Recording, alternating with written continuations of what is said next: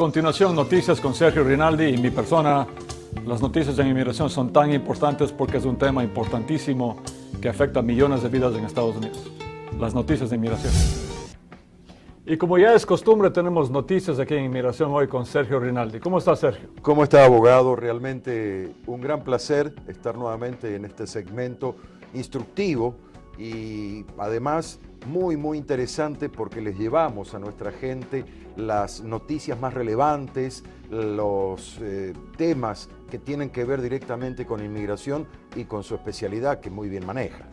Bueno, muchas gracias. Y por supuesto, el tema migratorio es importantísimo, afecta a millones de vidas en este país. El ser humano es un ser migrante y en este país tenemos muchos. Entonces, vamos directamente al grano, Sergio.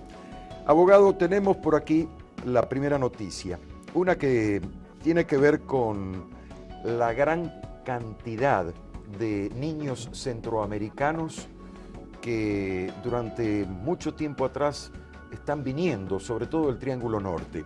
Pero esto tiene que ver con un lugar que se va a cerrar. Esta noticia que vamos a comenzar dando a todos nuestros televidentes tiene que ver con el albergue temporal para niños centroamericanos indocumentados. Este albergue temporal que estaba dentro de la base aérea militar Holloman en Alamogordo, en Nuevo México, ha dejado de funcionar. El Departamento de Salud y Servicios Humanos indicó en declaraciones que debido a la reciente reducción, atención a esto, en el cruce de menores centroamericanos indocumentados en la frontera con México, el albergue temporal, que tiene una capacidad más o menos de unos 700, 750 menores, ha sido cerrado. No obstante, el albergue se mantendrá bajo el estatus de reserva. ¿Por qué? Lo que significa que podría ser reactivado nuevamente en caso de ser necesario. La base militar que estamos haciendo alusión en el hogar se convirtió precisamente en la casa de menores de entre 11 y 13 años y también entre 12 y 17 años provenientes, como ya dijimos, de Guatemala, Honduras y El Salvador. Ok, vienen a mi mente dos preguntas, Sergio. La primera es, ¿por qué se están cerrando el centro? En realidad no se explica ahí por qué lo están cerrando. Bueno, aparentemente, abogado, dicen que porque hay una reducción bastante importante del flujo de menores entre 11 y 17 años provenientes de Centroamérica, que ya no es tanto como antes. Entonces, a lo mejor no se necesita. Es importante porque, como tú sabes, han habido reportes de muchos abusos, de condiciones infrahumanas en estos centros familiares que les llaman, casos de violaciones de menores, casos de violaciones de mujeres. Entonces, eso siempre viene a la mente de la persona, a la mente mía, anyway.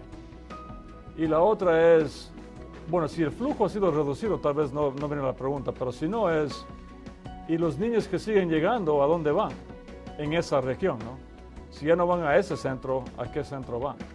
Es otra pregunta. Y a lo mejor no tienes la respuesta, pero tal vez es una buena señal de que están cerrando estos centros porque ya no hay tanto flujo. El flujo más grande fue en el 2014, por supuesto. Exactamente. En la primavera y verano del 2014, cuando vinieron 70,000 niños. Y me alegra que no vengan tantos.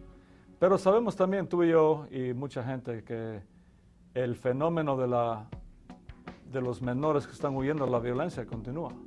Sobre todo los países del Triángulo Norte, que son Honduras, El Salvador y Guatemala. A propósito de eso, en días pasados, los tres presidentes de los tres países de Centroamérica estuvieron reunidos con el vicepresidente norteamericano Joe Biden y le volvieron a solicitar el TPS.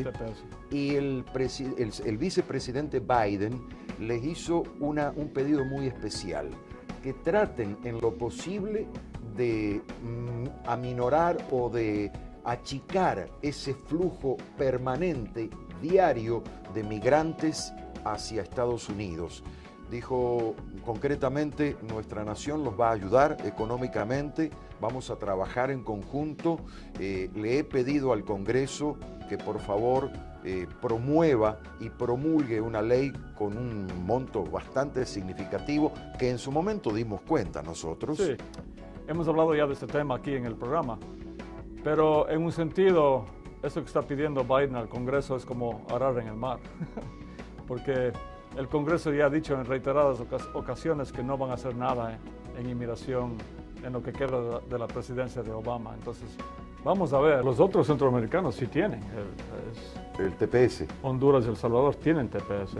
De hecho, hay muchos clientes nuestros que tienen el TPS y han podido incluso viajar a sus países con un permiso especial de viaje que se pide a inmigración. Guatemala, como tú también mencionaste, un expresidente dijo que no, gracias. Que no lo necesitaba. Y eso fue antes del famoso huracán Mitch. Y definitivamente Guatemala necesita el TPS. Están saliendo casi 700 niños diariamente, o por lo menos salían.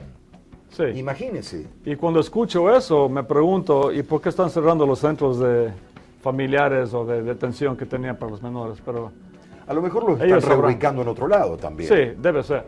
Pero el flujo que tú mencionaste ahorita debe ser del 2014, cuando vinieron los 70,000 niños o menores de edad. Esperemos que hayan más cambios durante lo que queda de la presidencia de Obama. Esperemos que así sea. Del DAPA, hablando de esta administración del presidente Barack Obama, seguimos esperanzados. Seguimos esperando el fallo de la Corte Suprema de Justicia y continuamos haciendo la vigilia y cruzando los dedos entre todos los hispanos, entre todos los latinos, para ver qué ocurre para esa época, ¿verdad? Para finales de junio de este año, es lo que prometieron los de la Corte Suprema. No olvidemos que recientemente falleció el juez Scalia, que era el juez más conservador de la Corte Suprema.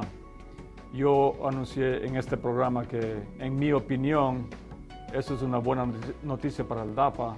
No es una buena noticia. Él fue un gran hombre, un intelectual, un juez que estuvo ahí 30 años en la Corte Suprema. Siempre un estandarte de la parte conservadora, por supuesto. Pero se asumía que él iba a votar en contra del DAPA. Entonces, como ya no está ahí, pienso que es una buena señal para el DAPA, pero quién sabe. No tenemos la bola de cristal aquí tampoco. Pero me gusta una actitud suya. Usted siempre es optimista. Usted siempre mantiene las esperanzas y eso es lo que le transmite a cada uno de los televidentes que nos están viendo y a los oyentes también cada semana en la radio. Eso me gusta, no solamente como una persona humana, sino como un profesional de las leyes, como es. Es que tenemos que ser optimistas en la vida y en la inmigración específicamente, porque si no, si estamos solamente pesimistas y negativos, las cosas no se van a dar. En inglés dicen, where there's a will, there's a way. O sea, donde hay la voluntad y el deseo, las cosas se dan. Hay que ser persistentes, pero. ¿Le parece si vamos a una pequeña pausa y volvemos con la segunda parte de este segmento de noticias aquí en Inmigración Hoy? Por supuesto, vamos al corte comercial y regresamos con Sergio con las noticias de inmigración.